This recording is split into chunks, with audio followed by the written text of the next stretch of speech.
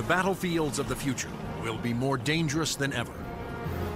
In the 21st century, there will be threats to our freedom and security like never before.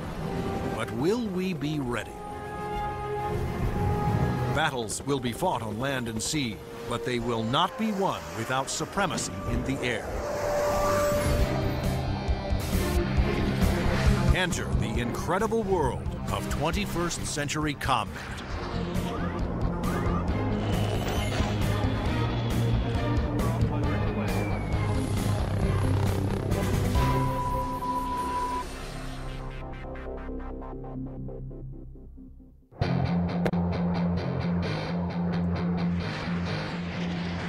Air power is the dominant strategic force. It's air power that lets you influence events and respond to events quickly.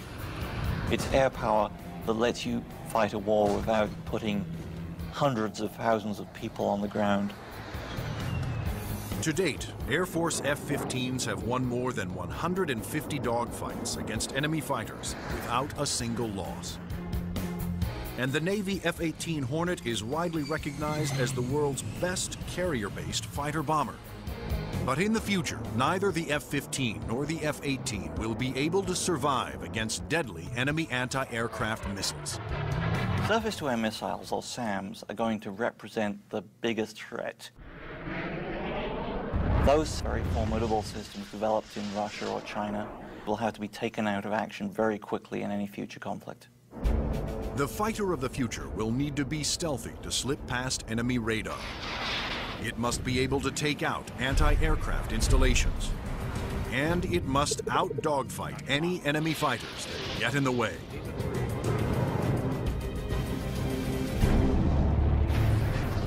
That future fighter is already here. The F-22 Raptor, the air dominance fighter of the 21st century. Developed by Lockheed Martin, this advanced tactical fighter has been designed to be the first plane to cross enemy lines, clearing the way for all other forces.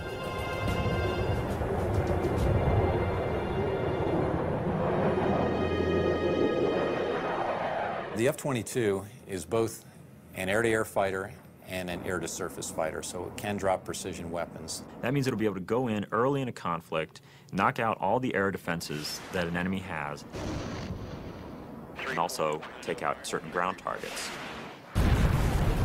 And open the door for all the U.S. forces, whether they're ground vehicles or other aircraft, to come in and continue the fight. The development of the F-22 Raptor first began in 1985, when the Air Force requested proposals for an advanced tactical fighter jet to replace the F-15 air superiority fighter.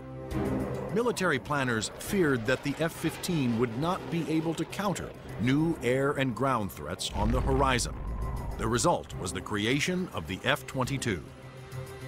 The capability of the aircraft is a quantum leap above what exists right now, and it's going to take air power and revolutionize it into a whole new world. In the battles of the future, stealth will be critical for all new fighters to avoid being seen by enemy radar. Non-stealthy aircraft just will not survive in the air battles of tomorrow.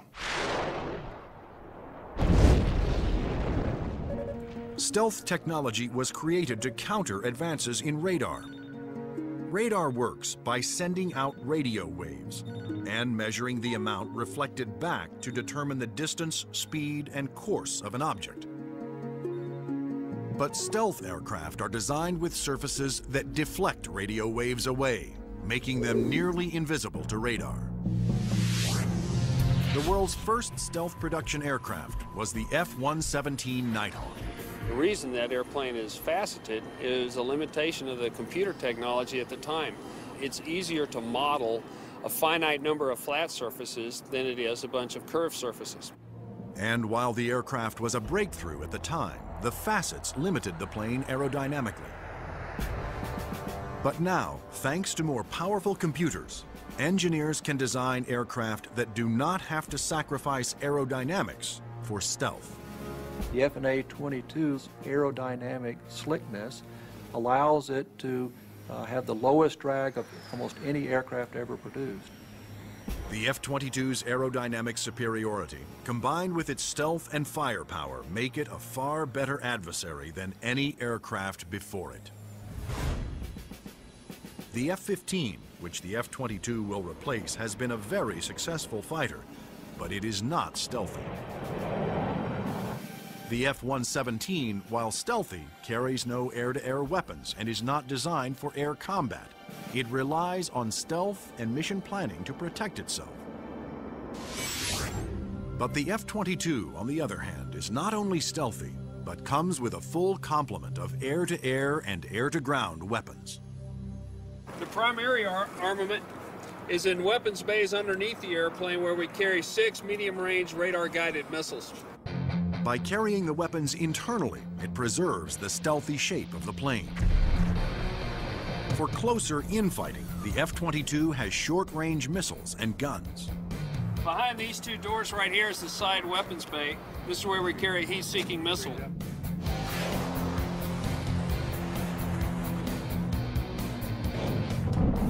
For close-in armament, the Raptor is equipped with the M61A2 cannon. The muzzle is hidden right behind this door right here. It's hidden because of the stealth characteristics of the airplane. Cannon carries 480 rounds and is capable of shooting 100 rounds a second. The F-22's advanced weapons systems will make it a formidable interceptor, as will its unique ability to find enemy aircraft without revealing its own position. When other planes use their radar, they become visible to every other radar system in the area. But that's not the case with the F-22. Perhaps the highest tech part of the airplane is the radome itself. Not only does the radome have to be stealthy, but it has to be able to transmit and receive its own radar signals. How the F-22 radar achieves that remarkable feat is classified. But what is known is that the F-22 can see enemy aircraft at a distance while remaining invisible to them. The first time that the bad guys will really know there's an F-22 in the area is when one of them blows up. Along with its advanced radar system, the F-22 is the first fighter to have Super Cruise, the ability to travel faster than the speed of sound without using its afterburners. A jet's afterburners boost speed by pouring fuel directly into the hot blast of the engines, adding fiery extra thrust. But afterburners are also wasteful, consuming enormous amounts of fuel, dramatically affecting the range and duration of a plane's mission. But the F-22 doesn't have that problem. Without using afterburners, it can supercruise at an incredible 1.5 times the speed of sound, over 1,000 miles per hour. This is all about our pilots being able to go fast, minimize the amount of time they are exposed to any threat, do the mission that we've sent them to do, turn around and come home safely. The F-22 is presently the only fighter in the world with supercruise, but it wouldn't be possible without a very unique set of engines. The goals for Pratt & Whitney were to provide a transformational engine that the Air Force needed, one that was stealthy, maintainable, and fast. The F-119 PW100 was developed by Pratt & Whitney after years of research. It sets the new standard for jet engines. Along with its incredible supersonic ability, the F-119 incorporates thrust vectoring. Here we are at the rear end of an F-A-22 Raptor. First thing you'll notice are the nozzles for the F-119 engines. In flight, during a maneuvering dogfight, they actually move up and down and vector the thrust of the engine to provide maneuverability.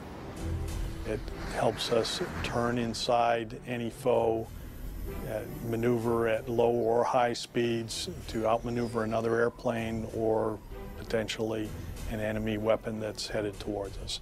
The F-22's stealth, supercruise, and vector thrusting are impressive breakthroughs, but its most outstanding feature may be its ability to nearly fly itself through advanced computerized controls.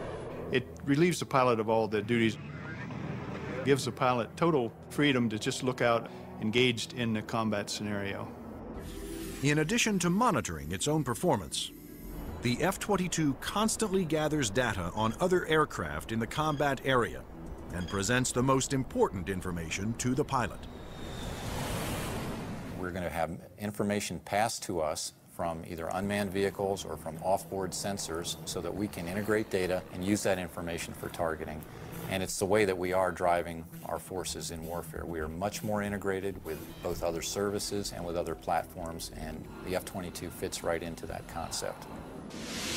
The F-22 Raptor's total package of avionics, stealth, supercruise, and thrust vectoring make it the most technologically advanced fighter today.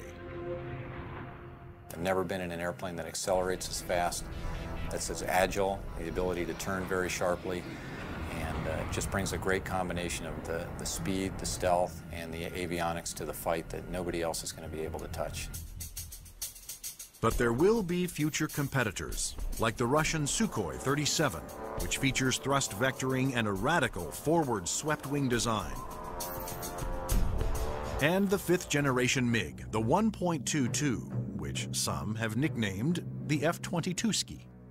The Russians are still very active aircraft developers. They've got a variety of technologies that they're continuing to improve upon and that can be made available to our future enemies. And so that's why we have to stay on top of the technology that we are developing and make sure that it is able to take out anything that other countries develop.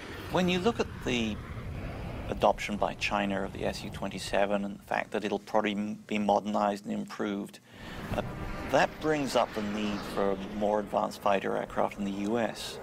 And that's one of the main reasons, I think, why the Air Force is so insistent on the need to have the F-22. In addition to Russia, other U.S. allies are producing advanced interceptors for export that are superior to the F-15, such as Sweden's JAS-39 Gripen and France's new Rafale. Germany, Italy, and the UK have joined forces to create a Eurofighter, the Typhoon. If these planes fall into unfriendly hands, the U.S. Air Force will need the F-22 to maintain their advantage. We're always going to go into war wanting to have that air dominance, and the F-22 is going to be the big boy on the block that can help us to do that. In future combat, the F-22 is to be joined by another stealthy aircraft, the F-35 Joint Strike Fighter, the ground attack bomber of the future. Designed for the U.S. Air Force, Navy, Marines, and Britain's Royal Navy, the question is, will it work for every user?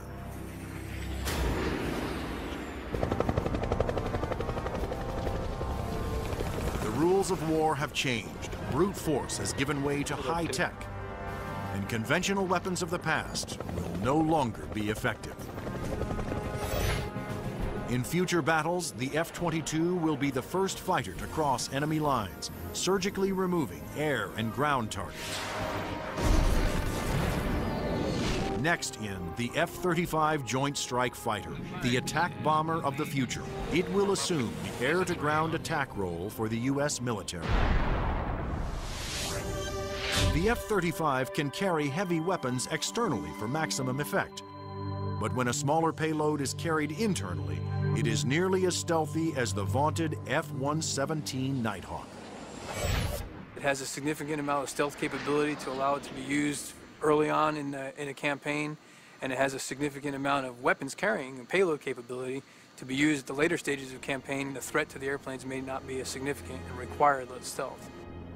The development of the F-35 was driven by the Armed Forces' desire to save costs by creating a ground attack bomber that would meet the needs of the Air Force, Navy, Marines, and Britain's Royal Navy.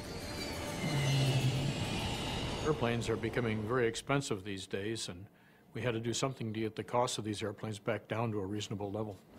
The F-35 is expected to cost about $40 million, one-third the cost of an F-22 Raptor. But could one basic airframe be designed to satisfy so many different military demands? Each armed service wanted a stealthy ground attack bomber, but the Marines also needed a plane with short takeoff and vertical landing capability. The U.S. Navy required a craft with larger wings, heavy-duty landing gear, and an arresting hook for carrier landings. And the wings would have to fold up to save deck space. The size and scope of the JSF program is pretty significant. The airplane is being designed to replace the F-16 and the A-10 for the Air Force, the AV-8B for the Marine Corps, and the FA-18 for the Navy. Unlike the twin-engine F-22 Raptor, the F-35 Joint Strike Fighter was designed around a single engine to keep down not only costs, but weight. A lighter plane can carry more weapons. For the Joint Strike Fighter, one of the keys of its mission is the ability to handle a large amount of ordnance and bring it to an enemy site. That all works better with a single engine.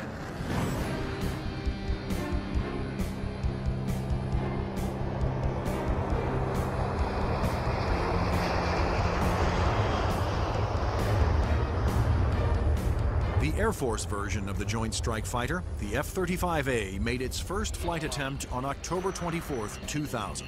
Tom Morgenfeld, who had been a test pilot for the F-22 Raptor, was at the controls. Well, a million things are going through your mind. Your eyes are everywhere, you're listening, you're watching. Your senses are tuned to an incredible level because you're sensing and feeling the airplane for the very first time. It flies wonderfully. It's definitely a pilot's airplane. The Air Force testing went smoothly. Next, a Navy version was built with heavy-duty landing gear and wider wings for the slow speeds needed to land on carriers. Navy test pilots flew touch and goes, demonstrating the F-35's ability to land within the space of a carrier's flight deck. But the most difficult challenge still lay ahead for the F-35 program. The Marine Corps needed a version that could perform short takeoffs and vertical landings, STOVL for short. The STOVL capability is extremely important to the Marine Corps because the airplane can go just about anywhere that the rest of the forces can go. It's not limited to needing a large runway. It doesn't need a really big ship to operate off of. Engineers at Lockheed Martin, the designers of the F-35 Joint Strike Fighter, took a hard look at the AV-8B Harrier, the STOVL fighter that the new aircraft would have to improve upon. The Harrier is a great airplane if you look at the fact that it's basically 1960s technology. It's achieving all those wondrous STOVL flight sort of maneuvers without the aid of a lot of computers. The Harrier's ability to take off, hover, and land vertically is achieved by vectored thrust. The powerful force of its jet engine is directed downwards through 4 nozzles that can pivot 90 degrees. I was brought in because I am a Harrier pilot with almost 1,600 hours in that airplane. So all of the lessons learned I have from the Harrier airframe and operational experience I have, I was able to bring to the program and use those to help evaluate the X-35 STOVL version. For hovering, engineers gambled on a radical new system. They planned to supplement the vectored thrust method by harnessing the jet engine to a drive shaft that would power a fan to blast air downward. In 1991, we unveiled this shaft-driven lift fan system to the technical world. Some actually said, "You gotta be kidding me. Are you guys serious?" The lift fan required doors to open behind the pilot on the top and bottom of the plane to draw in more air. The fan would blast air down mid-ship, while the jet nozzle in back swiveled, blowing its powerful exhaust down to create a balanced lift force. The shaft-driven lift fan system allows you to harness a lot more energy out of what the engine is producing. But harnessing a jet engine to a drive shaft proved to be extremely difficult. The mechanical energy we were dealing with in the shaft-driven lift fan system was very large. We had 28,000 horsepower being transmitted from the drive shaft from the main engine to the lift fan. And that's similar to the power going through a U.S. naval destroyer. The lift fan's ability to blend large amounts of cool air with the hot jet exhaust provided another important benefit. One of the things we learned in JSF was to combine the jet exhaust to get a lower combined temperature than the Harrier. This allowed us to avoid some of the problems with concrete, where the concrete would actually burst and explode under the high temperature and high jet exhaust from the Harrier. At the Lockheed Martin test facility in Palmdale, California, the revolutionary lift fan system was put to the ultimate test, in the air. If the lift fan failed during hover, the plane would crash.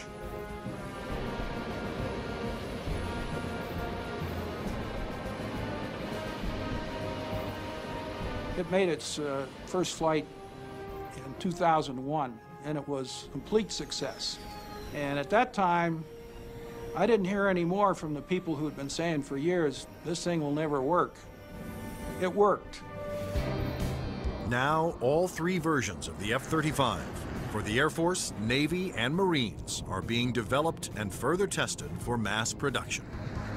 The United States, Britain, and their allies are expected to order more than 4,000 Joint Strike Fighters, which will replace most American-built fighter bombers in use today. The handling qualities and performance are stunning. It really is a pilot's airplane. It sort of makes you feel like a little boy. You want to take it home and tuck it under the pillow with you at night. It's just a pilot's airplane. In future air conflicts, the F-22s will be used to establish air dominance. Then waves of stealthy F-35 Joint Strike Fighters will use their superior weapons-carrying abilities to attack other major ground targets. The Joint Strike Fighter is going to be the backbone airplane for hauling freight. It is going to be the muscle part of sustained forces. Commanders can also alter an F-35's mission in the air as situations change during the battle. There are a variety of ways for the F-35 to bring in information from external platforms, other airplanes flying around the battlefield, satellite-based assets, ground-based assets. All that information can be presented to the pilot in the cockpit and allow him to be more of a tactician and manage the tactics of the game that day instead of worrying about the nuances of flying the airplane. The pilot's job will be to supervise the process of identifying the target and then to give consent for weapons release.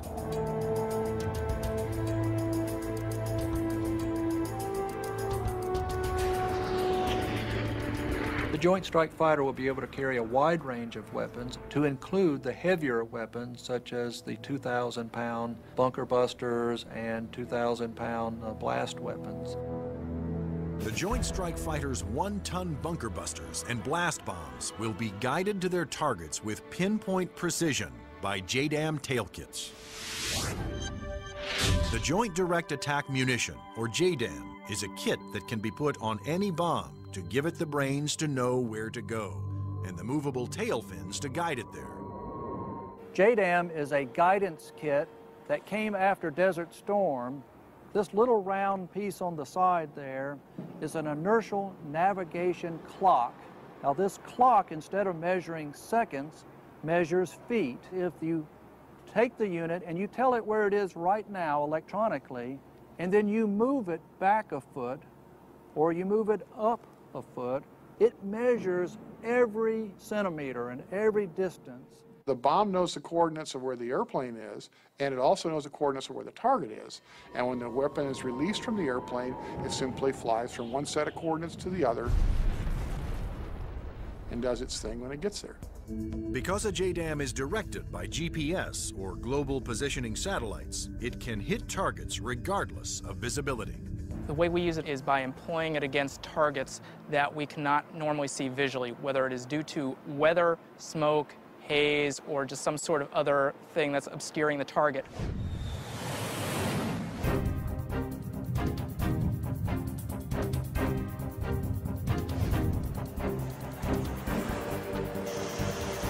As a JDAM falls, its inertial clock keeps track of its position and signals the tail to make course corrections, directing it to the target.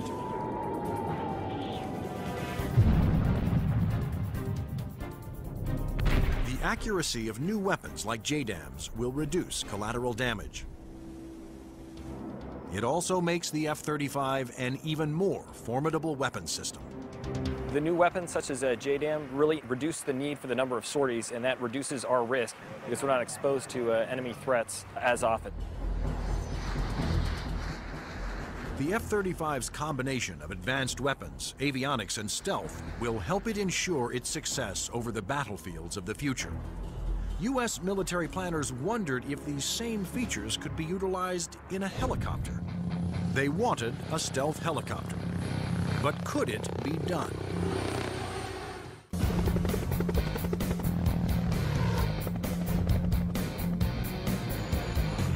Over the last 50 years, helicopters have evolved from slow-moving multi-purpose support vehicles to fast-moving frontline attack ships. But in the high-tech wars of the future, speed alone is not enough. Information is the key. There's three elements that are critical to warfare. The ability for you to know more than the enemy, the ability to maneuver quickly around an enemy and gather more information about them, and the ability to provide precision firepower at the enemy. In future conflicts, after the F-22 Raptors and the F-35 Joint Strike Fighters have cleared the way, surveillance and attack helicopters will support ground troops as they move in to secure the area. We like to be down low where the action is, and we like to be down low where the threat can't see us. But at such low altitudes, helicopters are vulnerable to a wide assortment of ground-to-air weapons. All the simple systems, the guns, unguided rockets, the surface-to-air missiles, it's got to deal with all of that, and it's got to deal all of it effectively. The Pentagon has responded with a two-pronged strategy to counter this threat: inexpensive, expendable unmanned helicopters and stealthy manned helicopters. Unmanned helicopters will be primarily used for surveillance and for gathering targeting information. Fire Scout, designed by Northrop Grumman, was specifically developed to take off and land on Navy ships. However, the key to creating a successful manned helicopter for future combat is to make it stealthy like the F-22. But the question is, can it be done? Achieving stealth in a helicopter is different from stealth in a fixed-wing aircraft. You're concerned about different signatures: radar reflectivity, infrared, noise, all things that will give away an aircraft's position. Those signatures, like heat, smoke, and sound, put helicopters and their pilots at serious risk over the battlefield. All the small shoulder-fired missiles, which are very effective against helicopters, are heat-seeking infrared systems. The challenge for engineers was to create a quiet helicopter with very few signatures and a small radar cross-section. And that's exactly what Sikorsky has done with the new RAH-66 Comanche. In the Comanche, with all the stealth capabilities, we can defeat the radar threat. We can defeat the guy with the shoulder-launched heat-seeking missile. And from the guy popping up in the tree, our agility defeats him. Our small size, our quiet acoustic signature defeats him. Often the first thing you hear from a helicopter is the sound of the wake from the main rotor hitting the wake from the tail rotor. In the Comanche, the fan tail is shrouded, so there is no interaction between the fan blade tips and the main rotor tips, and it's also canted slightly. And those all contribute to reducing the acoustic signature. Engineers also experimented with the main rotor to find a quieter design. If you look at a Comanche, it's got a 5-blade rotor, and what that does is it cuts down the normal chop, chop, chop sound from a helicopter into a more discreet whir that kind of blends into the background. Reducing the heat signature of a helicopter is also essential to making it more survivable. When you look at a Comanche, the first thing you ask yourself is, where's the exhaust? Where does all this hot air get out of the engine? The Comanche's exhaust actually escapes through the tail boom, where it is instantly dispersed by cool air from the rotor. That missile has to have something to home in on, and that's a heat signature. Comanche defeats that by the engine exhaust being mixed with ambient air and cooling it so that there's no longer a heat plume for that missile to home in on. To defeat radar, the Comanche utilized the stealth secrets first developed for the F-117 Nighthawk. There are no radar-reflecting right angles on its outer fuselage, and all weapons are carried internally to help keep its stealthy shape. What's interesting about the helicopter is some of the things that achieve stealth actually make the helicopter better. Things like the retractable landing gear and the retractable weapons bays, that also makes it sleeker and faster. So once you've bought into the stealth part of it, you get other superior attributes. The main role of the Comanche is to give commanders an overview of the battlefield by providing up-to-the-minute information. Comanche is going to be basically their flying cavalryman. It's going to dart in and out, slash and cut, be a reconnaissance vehicle. As Comanche's two pilots gather data, their computer shares that data with other Allied forces. When the Comanche finds the enemy, he's going to kind of direct like a quarterback to apply the firepower to defeat that enemy.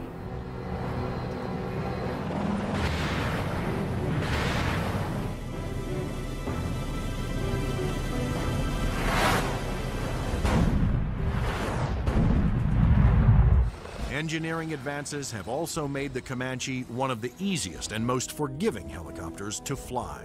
One thing that Comanche brings that other previous generation helicopters can't bring to the table is the pilot can maneuver the Comanche in virtually any axis without fear of exceeding any limits. Although it will be used primarily for reconnaissance, the Comanche will also be armed for self-defense. The Comanche is capable of carrying a wide array of weapons, all the way from guided missiles using a laser guidance system, heat-seeking missiles, which would be more of an air-to-air weapon, or unguided rockets, and also the latest Hellfire is pretty much a fire and forget. In addition, Comanche's pilots can ask Allied aircraft to fire missiles their way, and can then take over and guide those missiles to their targets.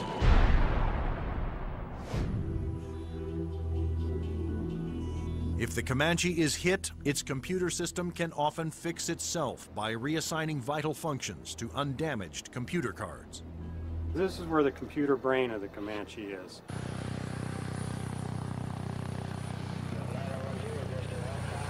In support of its reconnaissance mission, Comanche can control as many as 5 unmanned aircraft. When the Comanche may be employed, it may have little vehicles that it launches out, so it has its own little eyes over the hill so it can see what's going on without putting itself at risk. In addition to launching its own unmanned air vehicles, Comanches may be aided on the battlefield by swarms of LOCAS, small intelligent missiles with their own computer brains.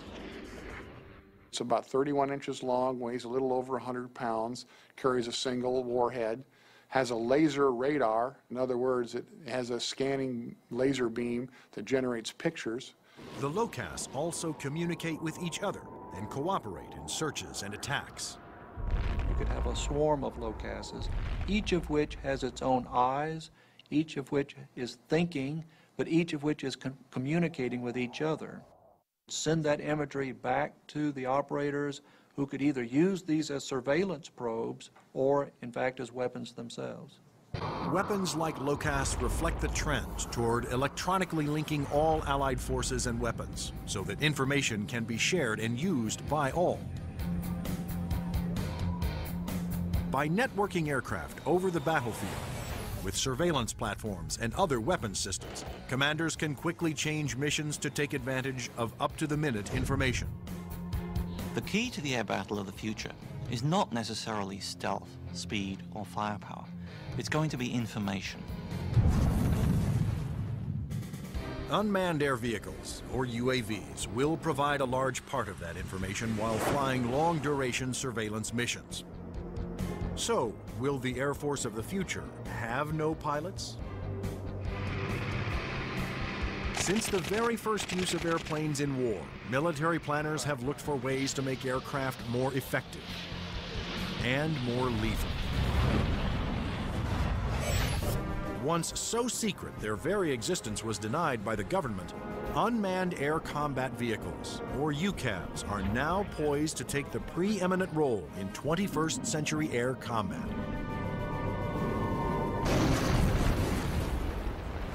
UAVs are certainly going to change air power in the 21st century. You can see it starting to happen today, but what we're looking at now is just the beginning, because there's going to be more of them, and they're going to be better. Unmanned aerial vehicles allow the military to do more with less, to put more aircraft into the air than you otherwise would be able to because of the limited number of pilots that you might have, or where it might be too risky.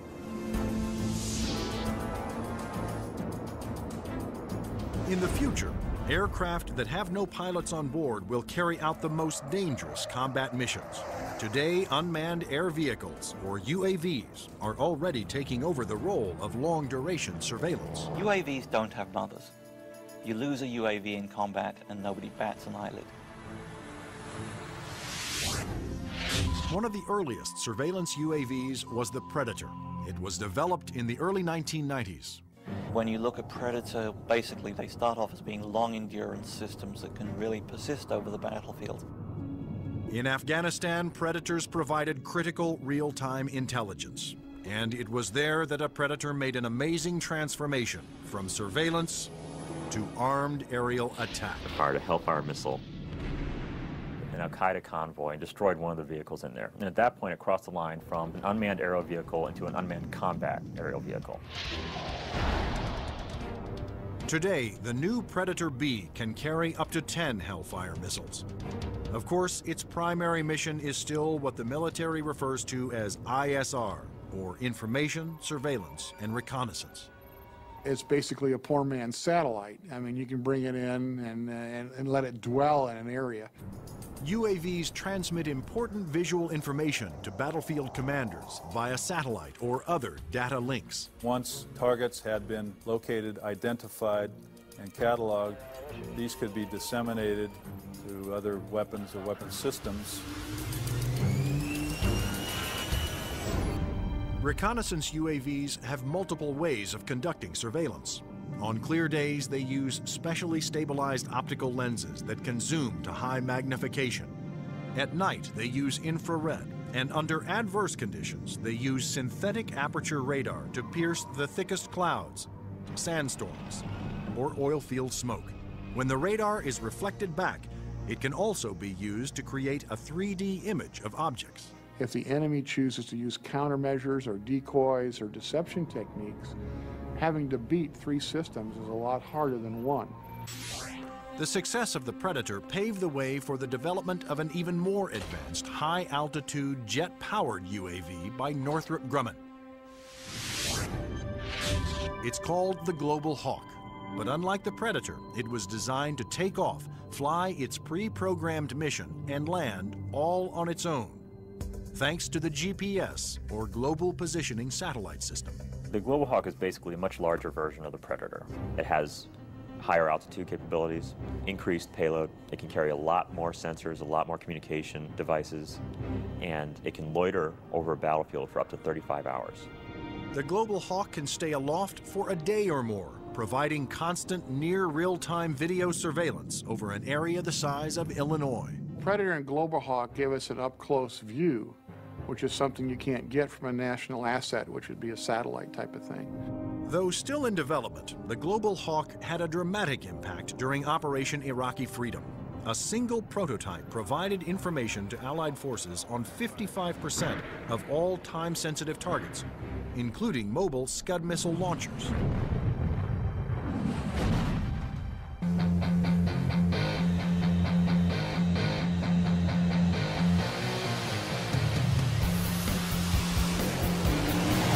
Like the Air Force, the Navy wanted its own autonomous UAVs. However, designing one to take off and land on an aircraft carrier was a tremendous challenge. But the engineers at Northrop Grumman were up for it. In the summer of 2000, they began working on the X-47 Pegasus. The hardest part of the Pegasus program was definitely the flight controls. Getting on and off an aircraft carrier, of course, is one of the toughest design problems for an aircraft. And doing this with a tailless vehicle like Pegasus certainly was the toughest problem we had. That problem was solved by using 6 innovative surfaces to make the plane climb, descend, and turn. This surface just rotates up the elevon, of course, both up and down, and then there's another inlay on the lower surface as well. The first flight of Pegasus, the demonstration was very, very successful. It lasted approximately 12 minutes. There was no human in the loop. But could Pegasus, without any human assistance, land within the tiny space between the arresting cables of an aircraft carrier? The engineers came up with an ingenious way to find out. And we actually glued a small paintball down onto the bottom of the hook so we could get a clear touchdown point. That was quite an achievement that we're very proud of. The Navy will use its stealthy UAVs to get targeting information for its guns, missiles, and fighter aircraft. The initial focus has been on information, surveillance, and reconnaissance to provide targeting information to the Navy's strike packages.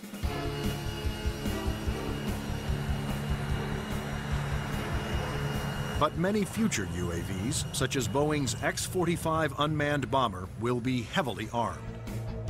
Although flying pre-programmed missions, armed UAVs will still need human permission to fire. It has to know where friendly forces are on the ground, where civilians might be, where collateral damage, i.e. hitting a church or a mosque, might be an issue. So there is an element that we always retain where the human in the loop is important. You can have a weapon that's doing its own surveillance and has its own ability to engage a target. And that gives you a level of dominance that we're just emerging on right now. In the not-so-distant future, there will be even more radical aircraft and airborne weapons systems. Everything from electromagnetic pulse weapons to powerful airborne lasers to hypersonic aircraft that can fly to anywhere in the world in 2 hours or less. But how soon will these high-tech secrets become a reality?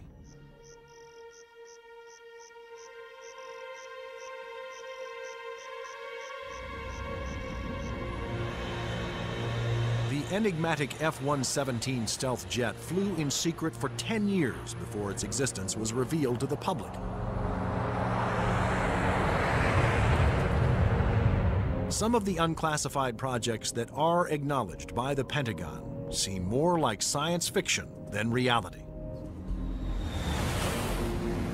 The military is designing a weapon system designed to neutralize an enemy encampment or factory without destroying it and scattering nuclear, biological, or chemical materials. Electromagnetic pulse, or EMP weapons, will blast a highly concentrated magnetic field towards its target, overloading and destroying any electrical components.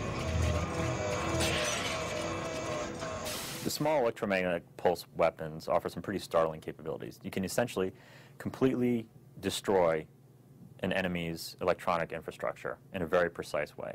You can fly over a small facility, only a couple of acres, fire it, and suddenly none of their computers work, none of their weapons work, none of their electronics at all will work.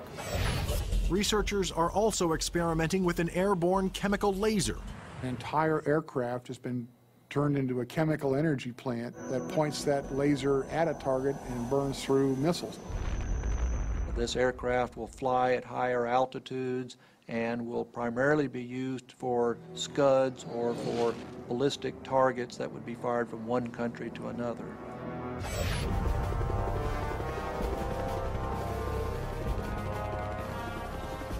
American generals don't want a fair fight. They want their equipment to be the absolute best in the world so that whatever they come up against, they can defeat it quickly and efficiently. The battlefield of the future will continue to be a dangerous place. But military planners believe that the key to maintaining the security of the United States is to develop the weapon systems of tomorrow, today.